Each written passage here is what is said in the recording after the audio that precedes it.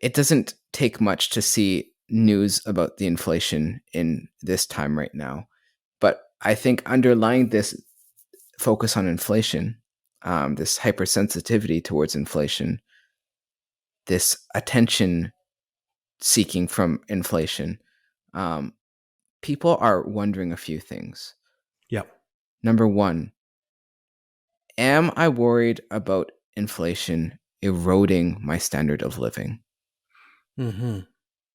And how can investors potentially prevent this loss of purchasing power from inflation over time? And here's the biggest one: am I going to be okay? That's the big one, right? And are we looking for a solution then? Before we jump to solutions, how do you Hmm. think these questions are making people feel? Um, Anxious. Yeah. Um, Security seeking.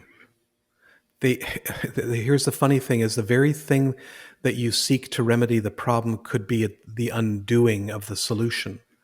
So by looking at short-term secure assets, i.e., I'm worried about inflation, but I'm also worried about fluctuation in the stock markets, etc.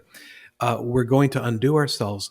You know, one one asset class that in in inflationary times does horribly, and I saw this in the late 1970s. All I saw was Time magazine covers that were, like stagflation and inflation and all these crises of the day happening. But the big emphasis was on the fact that we had double digit inflation. Goods and services and wages were going up by more than 10% per year. And that was a serious, serious problem because our purchasing power just wasn't catching up. So we tried to pursue risk averse assets in a time when we should be pursuing growth assets. And during that time, the bond market, as interest rates rose to combat inflation, the bond market, which is, think about this, the bond is one of the most secure assets out there. Government bonds are secured by the full faith and credit and the government's ability to tax and print money. Um, they just lost massive value because people were holding 5% bonds and interest rates were going up to like 20%, and nobody wants to buy your 5% bond until maybe you give me like a 30, 40, 50% discount on that bond. People were buying the wrong assets at that time and ignoring the fact that the long term, buying free enterprise, buying shares in companies that are producing goods and services profitably for their shareholders, that was actually the way to go during that time. Another approach is, people will head for the hills and just say, okay, time to buy gold, Double right? gold. Time to buy Oh, yeah, double gold. leverage the gold. Well, it sounds cool. Gold, in its essence, is an element, and it is it doesn't corrode. It retains its purity.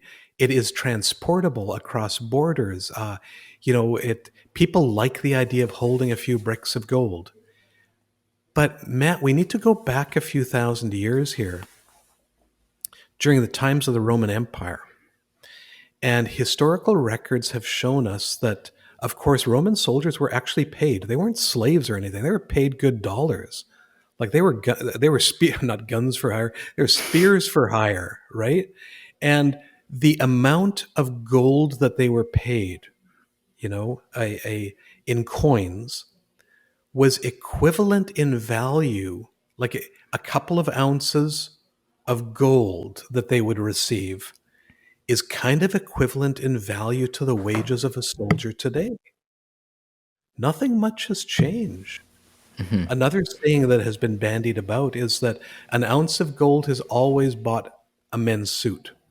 Now, sometimes that's a Moore's classic, and sometimes that's a Harry Rosen or some other kind of a Sometimes label. it's a bespoke. Sometimes a bespoke, mind you, I just found a tailor that can do a bespoke suit for $800. So Oh wow. Well, that's that's off the record. something to look at. Okay, but gold has done nothing but at best keep pace with inflation. It doesn't give us a dividend.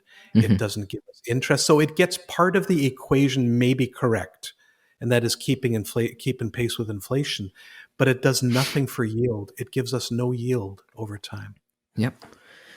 So I think getting back to the point of inflation needs to be planned for, you always have a quote that you like to say when you don't have all the information, you tend to what? I tend to hallucinate. Yeah.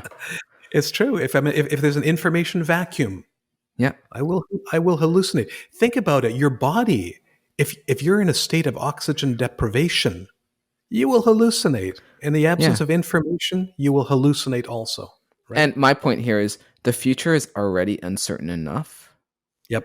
We don't need to add another worry about inflation to it. Hmm.